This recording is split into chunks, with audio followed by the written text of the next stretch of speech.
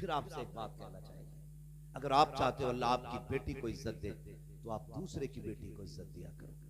आप दूसरे की बेटी को इज्जत दोगे, अल्लाह आपकी बेटी को इज्जत अता फरमाएगा।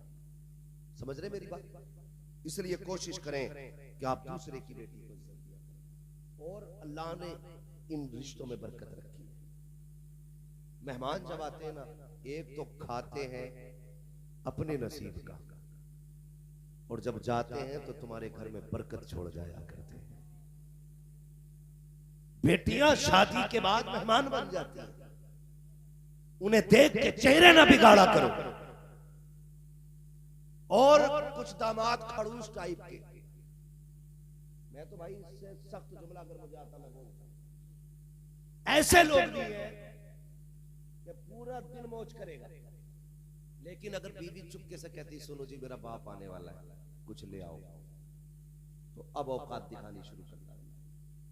अरे हराम की खाने के लिए कमा के रख दिया था, ला के रख दिया था, शर्म किया कर यार, शर्म किया कर। दिल टूट जाता है उसका। वो तुमसे कभी कीमत उसने नहीं मांगी, कीमत नहीं मांगी उसने। 50,000 मेहर दे के सोचते हो हमने जड़ खरीद गुलाम बना ली। 11,000 में सोचते हो तुमने उसकी नस्ल खरीद ली है। एहसान मानो उसका यार, एहसान मानो।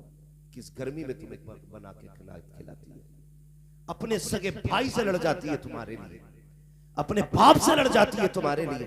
और तुम क्या कहते हो? तुम क्या कहते हो कि तेरे बाप ने कमा के रख दिया, हराम का है।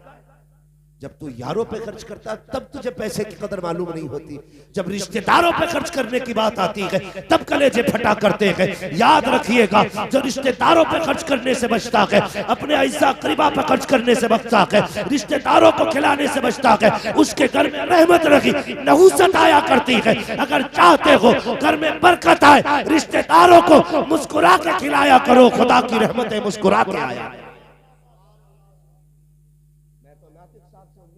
ये तो आलिम दीन है, इनसे तो ये उम्मीद नहीं की जा सकती कि कोई ऐसा जाहिलाना काम जो हमारे समाज में होता है हमारी कौम के लोग करेंगे, हमारी जमात के लोग करेंगे।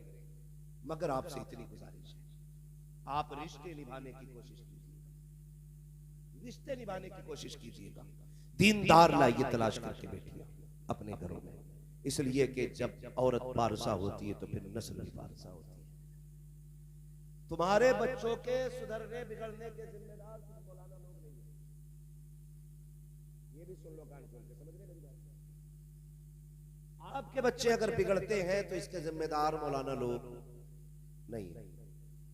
दो पानी बहुत कीमती होते हैं, एक वो जिसे ट्यूबवेल का पानी कहते हैं, उससे फसल पाली जाती है, एक वो जिसे रातों को उठ के सजदे पे आंसुओं के जरिए बहाया जाए, उससे नस्लें पाली जाती हैं। जब तक माँ बाप उठ के औलाद के लिए मुसल्ले पे दुआएं करते थे ना, तब तक नस्लें अच्छी होती थी। जब से इन्होंने उठना छोड़ दिया, फिर नस्लों ने सुधरना छोड़ दिया। आदी बने इस चीज के, मौलवी अपना काम करेगा, आप अपना काम करें। आप उठे कभी बच्चों के लिए? कभी नहीं। खुदारा नस्लें ऐसे नहीं संवरा करती, नस्लों के लिए माँ बाप को भी मेहनत करनी पड़ती है। अगर माँ बाप अच्छे होते हैं तो नस्लें अच्छी होती हैं, जमीन अच्छी होती है तो फसलें अच्छी होती हैं। इसलिए कोशिश करें माँ बाप अपनी जिम्मेदारियां निभाएं, और बच्चों के लिए माँ बाप भी दुआएं किया करें।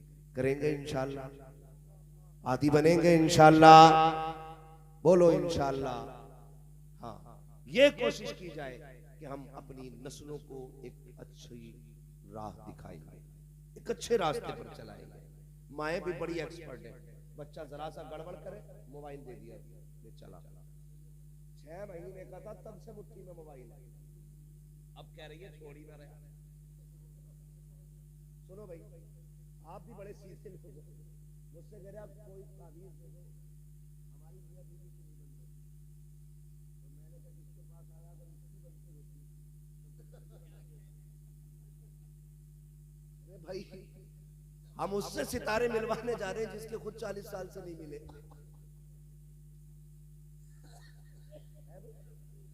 उसके पास जा रहे हैं सितारे मिलवाने जिसके खुद गर्दिश में चल रहे हैं। जिसके खुद गर्दिश में चल रहे हैं। अगर सितारे मिलाने हैं ना तो फिर मुसल्ले बिछाया करो और रब को आवाज दिया करो, मालिक सुकून दे दे। जब वो सितारे मिलाता है तो फिर कोई बिगाड़ नहीं सकता है, फिर कोई नहीं बिगाड़ सकता है। वो बैठा हुआ कह रहा ले डोरी ले जा, बीवी तेरी सुनेगी। अंदर से बीवी झाड़ू लेके आई तो अब तक नहीं उठा। नहीं, बाबा खुद झाड़ू से पिट गया। ये सितारे इन बाबाओं से नहीं मिल रहे, ये सितारे आपको खुद मिलाने। वो कैसे? जब बीवी आए तो पहली रात उससे अपने भाई की बाप की बुराई मत करना।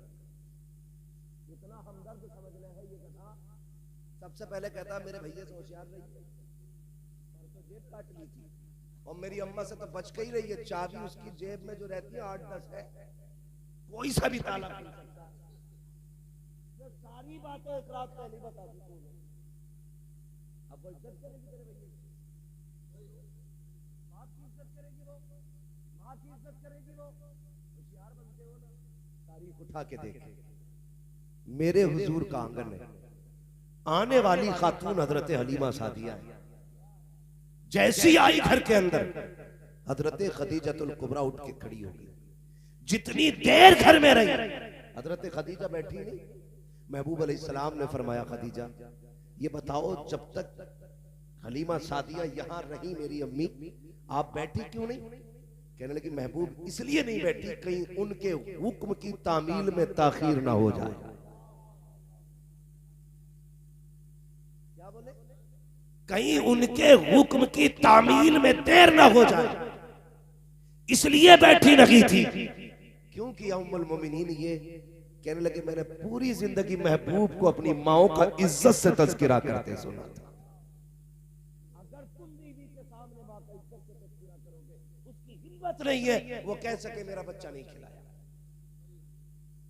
लेकिन हम क्या करते हैं, मैं वो बातें बताते जा रहा हूं, ना कॉलेज ना स्कूल ना किताबें कहीं नहीं मिलने वाले, ये बातें सिर्फ उलमा की महफिल में आपको मिलेंगी।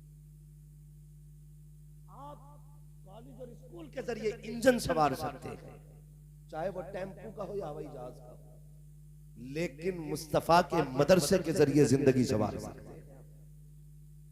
समझ रहे मेरी बात? जो मैं कहना चाह रहा हूं, ये औरतों तक की बात नहीं जा रही होगी, आप लोग आवाज वहां तक पहुंचा दी। अब क्या बताऊं, लेकिन फिर भी सुन लो, हम उनके माँ बाप की भी इज्जत करें और अपने माँ बाप की, इसमें घर बेहतर।